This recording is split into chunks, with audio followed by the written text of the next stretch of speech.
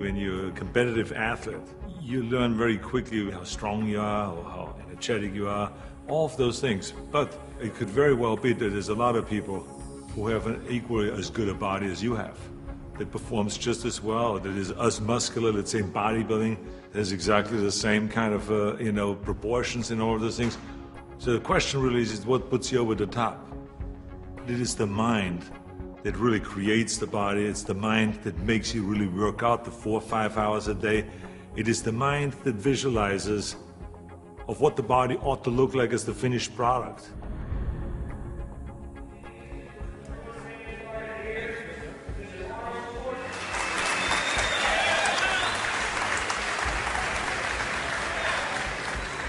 Hello everybody.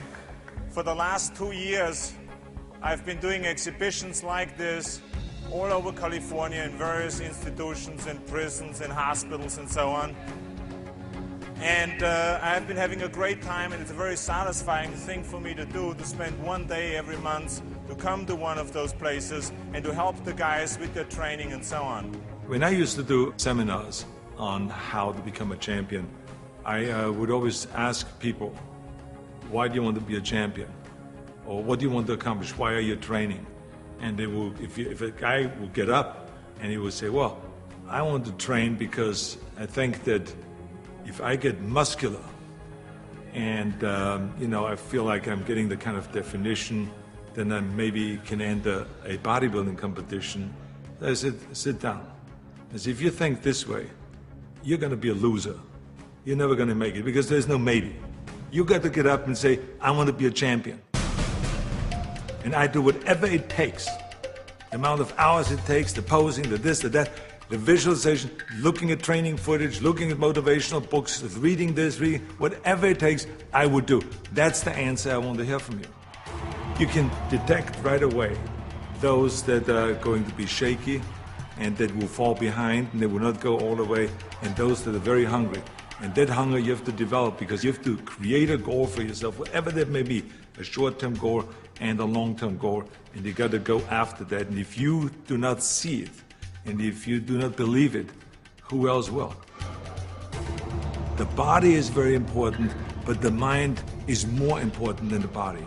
You have to visualize what that body ought to look like in order to make it win, because that's what creates then the will that you need to go to the gym every day. The will that makes you go into the 4 reps, the will that makes you go beyond when you do your 500-pound reps in the squats and you can't do another rep and your body is shaking. It's the will that makes you go one more time down and struggle up one more time. And so it's all of this, so the mental aspect that motivates you and that makes the difference between you being in the gym full of joy and looking forward to doing that extra rep and looking forward to doing those extra 100 reps in the sit-ups and working past the pain barriers. That all is the mind. That's not the body. So this is why I think the body is very important, but the mind is more important than the body. So you got to go to the gym and feel like every rep that you do is getting you one step closer to that goal, to make that vision that you have turn into reality. And that's why when you look at pumping iron, for instance, you can see that we always had great joy in the gymnasium. And people always were saying, why would you laugh and have a good time? You're working at 5 hours. Well, we did because I knew that every workout, every 5 hours will get me closer to becoming the Mr. Olympia or the Mr. Universe or the Mr. World and all those things. And I think that if you think that along the way you're not going to fail, then you're blind. Because there's no one that I've ever met, no matter how successful they are, that haven't said that they had their failures along the way. You have to. I mean, the only way that you really know that you can lift 500 pounds is if you're willing to fail. So if you're afraid of failure, then you will never grow. The people that grow the furthest are the people that really don't care. They fail or they make it, they're going to take that risk because that's what you have to do. I think what we learn in sports is very helpful to anything and everything else that you do in life. So now you apply that principle to acting. And you say, well, wait a minute, I put 5 hours in every day in working out, I did my posing 1 hour a day, I did my stretching and this and that, and all of those kind of things. So now, let me apply the same thing to my acting career.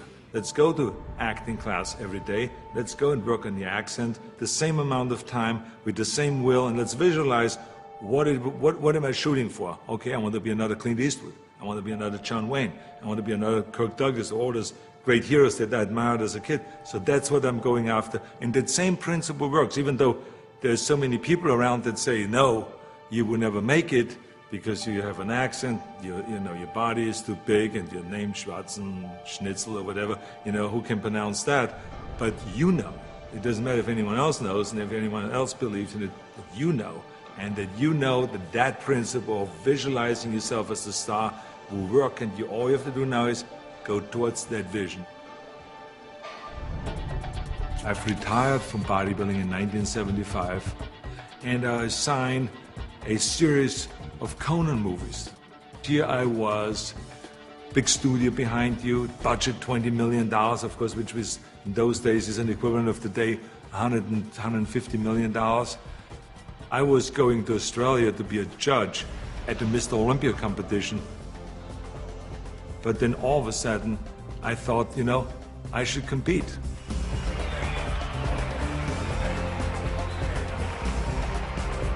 I think the competitors felt very disappointed. So they felt kind of, why would I do that? Why would I take that trophy away from them when I have everything else on the plate? And so I think there was disappointment there. And, I just felt, well, that's something that I need to do. I felt very strongly about it, and so I competed. So now you apply that principle in my political career. This historic election has come about because there's a tremendous disconnect between the people of California and the leaders of California. I'm running for governor to lead a movement for change. I want to be the people's governor. I will work honestly, without fear or favor, to do what is right for all Californians. Join Arnold and let's bring California back. People see me as a big action hero on a screen, and they expect the same kind of bigger-than-life action in reality. That's why in my political career, people always say to me, well, but this is politically risky to go and start, for instance, talking about prison reform. People don't want to go and even talk about that.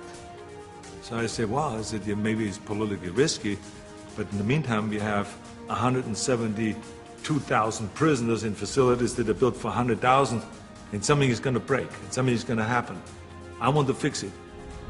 I feel very strong that I can bring people together. I feel very strong that I could unite Democrats and Republicans, all of those things. And I knew exactly what needed to be done to turn the economy around, to bring jobs back, to bring businesses back, to reform, workers' compensation, and to do all of those things. I knew there's certain things that we have to do to turn the economy around and to make people in California feel like that this is, in fact, a golden state. And true enough, after I have announced, and after I ran, and after I won, all of the things that I've planned became a reality. I always use bodybuilding as an example for a lot of things that I do. If it is talking about the budget, if it's talking about the environment, if it's talking about prison reform, somehow I always get in my experience of what I've learned in bodybuilding and then somehow tie it in of what I'm doing today. I have learned a tremendous amount, and every day still is a learning experience.